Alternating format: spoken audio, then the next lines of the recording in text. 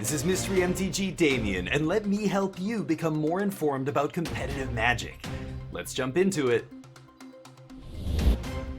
After the Whirlwind Magic Pro Tour last weekend, featuring Standard Constructed and March of the Machine Limited, we turn our attention to the next format for the upcoming Regional Championship Qualifier season, Pioneer. While the Pioneer format looks similar to where we left it after Pro Tour Phyrexia All Will Be One, many players are looking forward to testing and playing a format where you won't find 4 copies of Fable of the Mirror Breaker in 65% of the decks.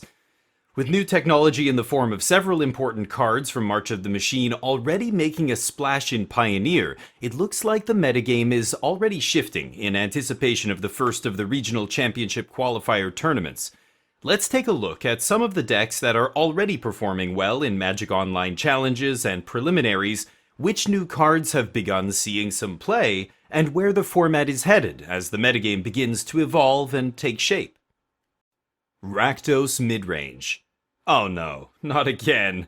With Black-Red decks dominating the Standard Pro Tour last weekend, it was a bit disheartening to see Rakdos Midrange continue to make up the largest part of the Pioneer metagame at just over 23% of the decks played.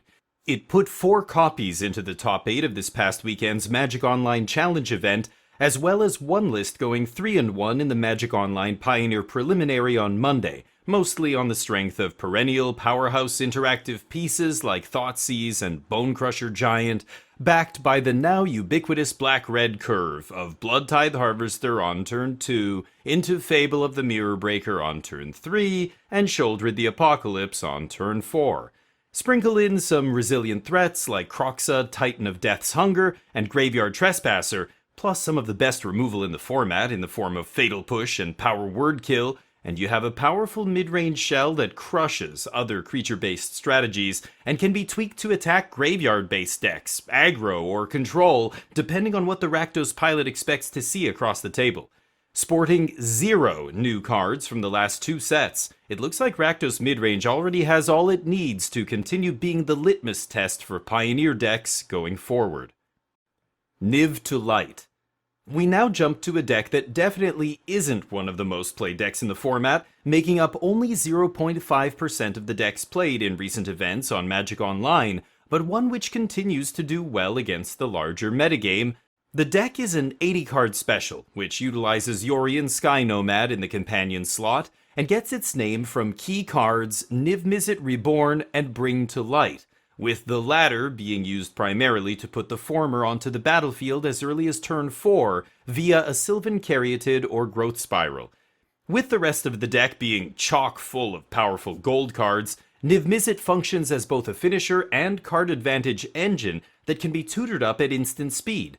In addition to finding the legendary dragon, Bring to Light can also fetch up any silver bullet card in the deck, assuming that card is a creature, instant, or sorcery. More importantly, if that card is double-sided, such as Valki, God of Lies, or Selfless Glyphweaver, it allows you to play the back half of the card without paying its mana cost.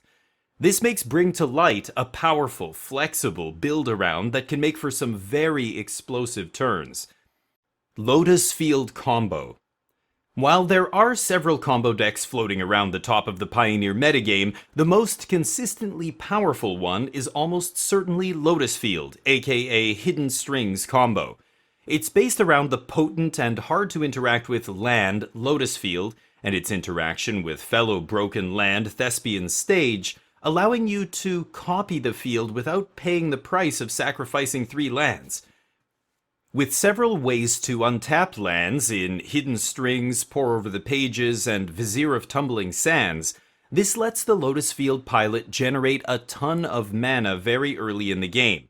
The deck then uses this flood of mana to cast Emergent Ultimatum, which can fetch game-ending cards like Omniscience, more tutors like Mastermind's Acquisition and Behold the Beyond, or even just Leer, Disciple of the Drowned, to do it all over again. Mastermind's Acquisition is often used to pull a game-ending sideboard card into your hand, such as Approach of the Second Sun or Zakama Primal Calamity, which usually finishes things in short order.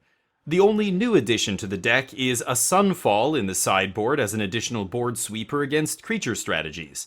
This list took first place and was the only deck to go 4-0 in the Pioneer Preliminary that just wrapped up, so it's a great starting point for getting into this archetype. A word of warning, however, this deck is one of the more complicated lists to play in Pioneer, due to its many tutoring effects and triggered abilities, and thus greatly rewards intimate familiarity with all the various lines of play, and the way the deck lines up against the wider metagame. If you enjoy powerful combo decks that can win the game out of nowhere, while also being resilient to most of the combo hate cards, I recommend picking up this list and getting a bunch of practice with it before taking it to an RCQ to stomp your opponents. Atraxa Neoform. While not being a new deck per se, Neoform Combo picked up a valuable new tool from Phyrexia All Will Be One in Atraxa Grand Unifier. This single card has given new life to the archetype, carrying one pilot to a 5th place finish in the Pioneer Preliminary. The deck revolves around cheap filtering spells, such as Otherworldly Gaze, Strategic Planning, and Consider, which can fill the graveyard quickly in order to cast Hooting Mandrills or Tassiger the Golden Fang for only 1 or 2 mana by delving away 4 or 5 cards. This sets up a Neoform, sacrificing one of the 6 drops in order to put Atraxa directly into play as early as turn 4. The rest of the deck is filled out with cheap interaction in the form of Thoughtseize and Fatal Push to slow your opponents down and clear the way for Atraxa, and Stubborn Denial to protect the giant Phyrexian Angel once she's on the battlefield. While this deck is a bit vulnerable to timely spot removal as well as graveyard hate, it's quite capable of winning games out of nowhere by going off early, then protecting its win condition with the cards it finds off the Atraxa trigger. As the deck increases in popularity, will it have the resilience to hold up against increased scrutiny from the other top decks in Pioneer? I'm not so sure, but we'll find out as the Pioneer RCQ season unwinds in the coming months. Mono Green Ramp. While Mono Green Ramp is still one of the most powerful decks in the Pioneer format, its popularity has waned in recent weeks, as other multicolored decks picked up some powerful new cards from the last couple of sets, while Mono Green is stuck only getting, well, green cards and artifacts. That is, until March of the Machine dropped, along with a shiny new toy in the form of Polukranos Reborn.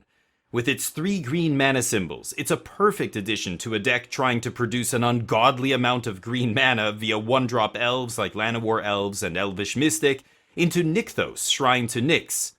Polukranos also provides another much-needed creature with reach against evasive decks like Spirits and Rogues, single-handedly improving the win rates in those matchups by a not insignificant margin.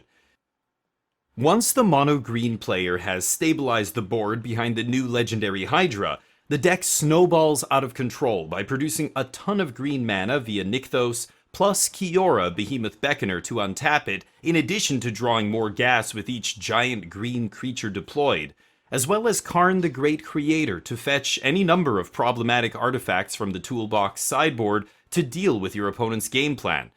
This list carried its pilot to a 7-0 record in this weekend's Pioneer Challenge, showing that the mono-green menace may return with a vengeance on the back of Polukranos Reborn to shore up some of its weaknesses. Will it rise to the level of popularity it once enjoyed at the top of the Pioneer metagame? We'll be watching and waiting to find out.